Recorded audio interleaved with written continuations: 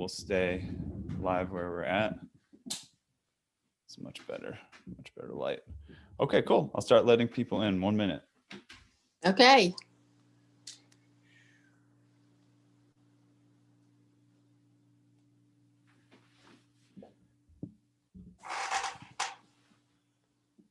Hello, everyone. Good morning. Thank you for your patience. Very good to see you all. Yet again. I'll just give a minute for everybody to get joining, then I'll give a little bit introduction. And yeah, I'm excited for Sally's presentation here. She's prepared as always. Very, very impressive preparation. So excited to see what she's going to bring to the table today. We've set up something that I think will work best for her audio. She has her phone piping in as well for her audio, in addition to her computer screen. So she's going to bring that around with her as if she has to walk around, so we can hear her best. And I don't know if there's any issues with the audio, we can let her know that she needs to bring that with her. But I think everything's going to be great. All right. Let me get started by giving a little bit introduction to Sally, and then I'll hand it over to her and let her take the reins, and she'll just let me know when she needs me. So over the past 40 years, Sally Phillips has worked in virtually every aspect of the piano industry: service, retail, wholesale, and manufacturing. She has tuned and prepared pianos for recordings and concerts in such venues as Town Hall in NYC, Tully Hall, the Kennedy Center, and for the Cincinnati Symphony Orchestra, the BBC Concert Orchestra, and the Vienna Philharmonic. She's a 1976 graduate of North Bennet Street School. She has published articles for Piano Buyer, the American Organist, and the PTG Journal. She lives in Columbus, Georgia, dealing in Steinway and other fine pianos as Piano Perfect LLC. And this class will cover some of the solutions for known issues concerning speed, time limits, regulation and voicing, tuning stability, and multiple piano preparation. We will talk about communicating with the pianist and defining and solving their concerns. So with that summary introduction, let me put the spotlight on Sally and let her take the reins. Welcome, Sally. Well, it's great to see you. And it's great to have a group here this morning. I know it's early for you out west, but it's middle of the day for me right here. But anyway, I live in Columbus, Georgia. I have a Steinway dealership. I've been a tuner technician since '76. Larry Fine and I were actually in the same class at North Bennet Street, and that's how I met Larry. And so, you know, we've been sort of having a mind meld for 40 years now. And so that's made it a lot of fun. Now, the first thing we're going to talk about today, and you can put up slide one, just put up the first slide one on the PowerPoint. Okay, give me 1 minute. I'll load those up at one second. We're going to talk about Steinway Ds. This is mostly concert prep. It's going to have a little bit to do with Bs, but it's mostly Ds. And I'm going to turn around, and so you can see I brought my dolly, my big 9-foot. I've actually got 2 skids in there. And when you have to work on concert grands, the first thing you have to do is really tool up for these things. And then I'm going to turn it around here, and you can see my little action cart. And that is made of a D-skid board and a cheap dolly and some uprights. And it is exactly the height of most concert grands. And I can put that in my trailer. I can put that in my in the van and take it wherever I need it, so that I've got that at places that we have to work on. The other thing, if you can get the next slide, is a leg. Here, let me bring And up then, the slides. 1 minute here. yeah. And the next thing that I'm going to show you is a jack that we have made. And this jack is perfect for getting pianos off the ground so that you can put them onto or off of dollies. It works great for changing legs. We have 4 of these. If you build them, you will have to have 4 of them. You cannot put a concert grand or any piano on 3 jacks. You always have to have 4, 2 for the bass end, the tail end of the piano. Ethan, can you flip back to the video, Sally, so we can see those jacks? Do what? Yeah, sure. Yeah, sure. Just a second. So let's settle in here for a second. So I got the slideshow ready to run. So let me know. Did you? Go ahead and put that first slide up. Okay. And maybe we can show the jack up close again in a minute. Yeah.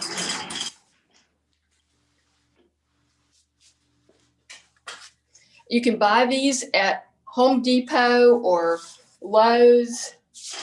Tractor Supply has them sometimes. And these are perfect. It just makes a great little jack. And we have our handle for releasing it. Pump it up here. These are, not expensive little jacks, and they work great for getting a piano up off of its legs. Now, let's go to the next slide. Oh, the first slide is just a shot of the shop where we had two Ds in this summer. And so we bring concert grands in almost every single time that we work on them. If it's anything major, we try not to work on site because it's too many tools and too much stuff. The next shot is really important. This is a wedge underneath a 20-year-old concert grand. Most of the old concert grands will have this kind of a wedge. When you work on these pianos, you will make sure you have to really check these legs frequently. These pianos are moved 2 or 3 times a day. They run them over, over door jams. A lot of times there's a little metal piece in between the backstage and the hall. What you need to do is you need to go in and you need to hit these, make sure that they are tight. Check the legs frequently. I would say, and bring your jacks into the hall. You can jack one leg up at a time if you want to and just shake it and make sure that it's really tight. This past summer, we brought a D in and 2 of the legs were cracked that we had to fix. Okay, the next one is the more modern. This is just it just has little bolts and a 5/16 Allen wrench tightens them up, and the lyre as well. And you want to make sure you've got that with you. And before you do much of anything, I always just go in there and check the tightness of those in case they've been done and been moved around. Okay, so we can go off the slides now. So I'm going to start, and this is in no particular order, but there's just sort of a checklist of things that I try to do when I've got a piano that I'm trying to prep for concerts. It's a huge difference in what I do when I've seen that piano every day for 11 years, or it's something that I've never seen before. And sometimes you've got a little of both. Sometimes you see a piano occasionally that's out for concerts.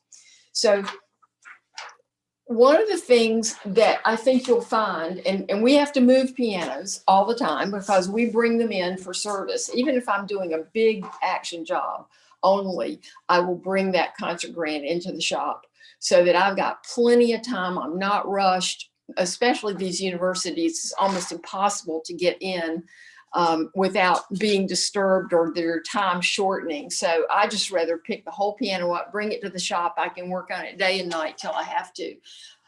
One of the things that happens frequently with pianos is that there's little brass nuts that are on the key strip that goes across the top of the keys. These things get lost all the time. And a couple of years ago, I said, well, heck, I can make that. So I have my little leather punches, and here's some really good thick leather that I use for trap work. And I can make these. And you just punch one out. Put a little dab of CA glue in it. You let the glue set for a minute.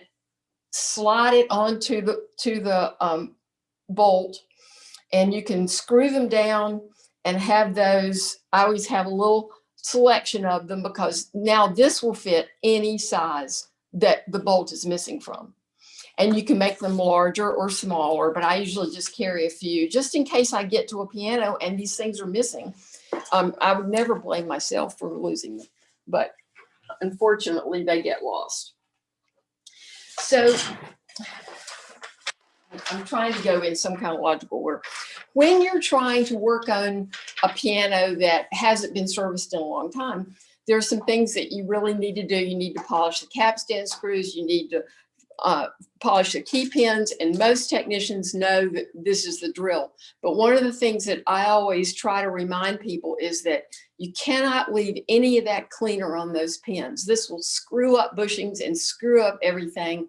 It attracts dirt. So go ahead and clean it. And I use the Mother's Mag polish is what I can get from my local car parts store.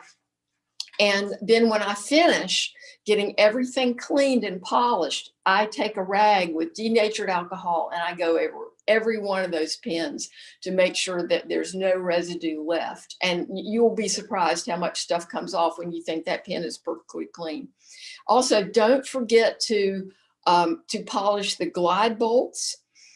In addition to the spring for the soft pedal, check the key frame on the right side of it, on the treble end of the piano. Make sure that spring is really clean. I clean that off with metal cleaner, and again, clean everything. And then check the surface where it's hitting the key frame and make sure that it's really in good condition. It's not rough in any way. A lot of times key bushings, they will be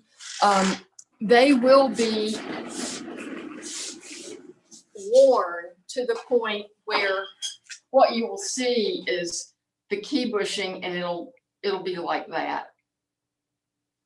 And here's your pin here. What I do is I will take an aluminum caul, the size of the key pin, and heat it up on an iron. I turn the iron upside down, put it in the clamp, set the cauls on them, and then I can take tweezers or some pliers and hold it while I push it down into the bushing. It shouldn't be terribly hot, but it's got to be hot enough so that then that bushing is straight, because this situation here, that pin is going to bind, especially if these bushings are loose. So on a lateral blow, it pushes that key over and it'll bind in that hole. It'll make the action feel sluggish, and you'll get complaints that the action's sluggish, and you go in and you look and say, hey, I don't see anything wrong with this. So one of the things that I do a lot is I iron things. And I have one of these little travel irons with me, so it doesn't take up much space. And then I can use a burn-in knife. You can use a knife for, for grapefruit, works really well. But also, I have in an emergency, I have made myself a little tool that I can sit on the iron, and it's just a scale that I've embedded in some. You can take it out, but this is great for going in underneath. You lean it up against the iron, so the transfer heat makes it's not going to be nearly as hot as the iron. So that's an advantage, because you don't want this too hot. But I go in and I will take the let off button,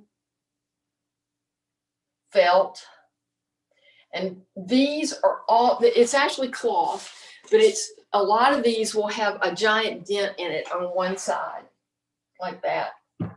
And two things are good about this. So you go in with this little tool, it's hot.